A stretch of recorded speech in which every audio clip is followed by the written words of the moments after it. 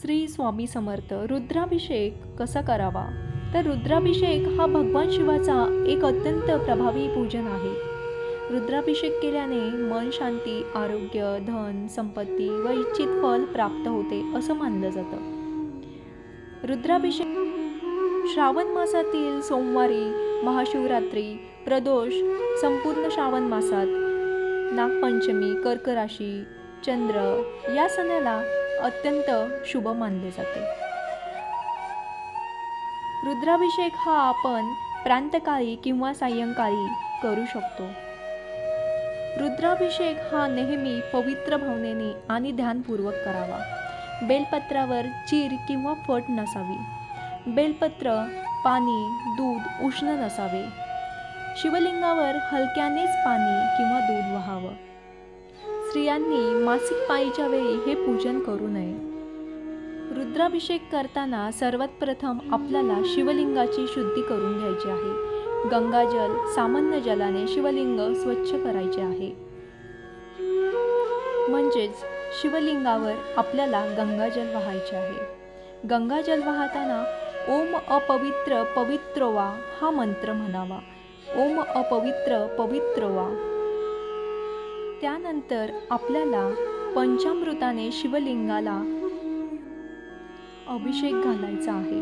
पंचामृताने अभिषेक घालताना हा मंत्र म्हणावा.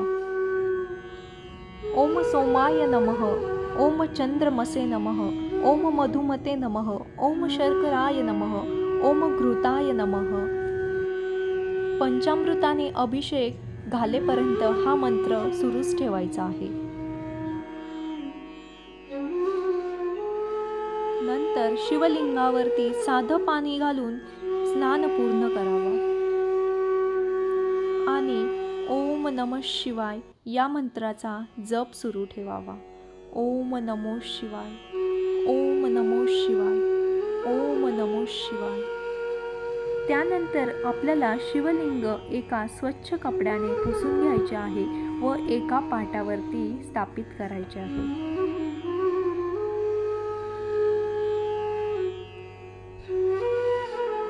शिवलिंगाच्या पायथ्याला पार्वती माता असते. आपल्याला पार्वती मातेला हळदी कुंकू लावून घ्यायचे आहे. शिवलिंगाबरोबर आपल्याला पार्वती मातेची देखील पूजा करायची आहे.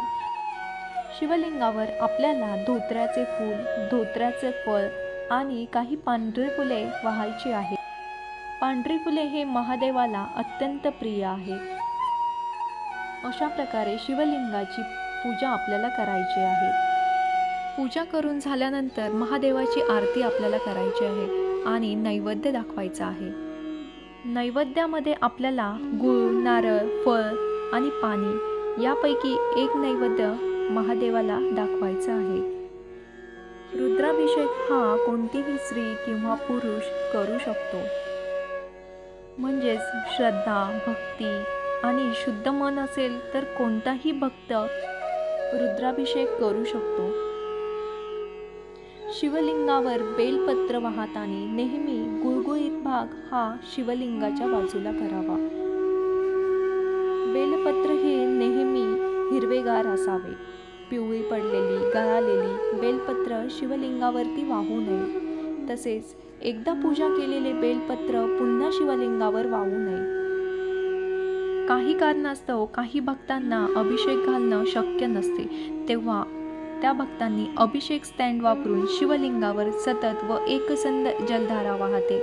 हे अभिषेकाचे पारंपरिक, शास्त्रोक्त आणि सुंदर माध्यम आहे.